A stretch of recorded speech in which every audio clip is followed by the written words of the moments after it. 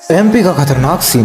भाइयों तो दोस्तों अपन आ गए सनसनाखे जबलपुर की फेमस जगह भेड़ाघाट। तो भैया सब भाई पहुंचे यार माँ नर्मदा जी के दर्शन करन अपन। फिर सजल ने नहर भैया कूद कूद के पानी पर मैंने भी नहर भैया सनसनाखे। मौसम तो ऐसा लग रहा है दिल गार्डन गार्डन हो रहा है, बहुत मजा आ रहा है यहाँ पे। और सुबह सुबह को नजारा देख के तो मजा ही आता। सुबह से पब्लिक टूट पड़ी रे बाप, यहाँ को वाटरफॉल देखने लाने। हम भी पहुंचे 180 की स्पीड में भेड़ाघाट को वाटरफॉल देखने लाने। और भैया यहाँ तो सब धुएं धुएं दिखत तो यार।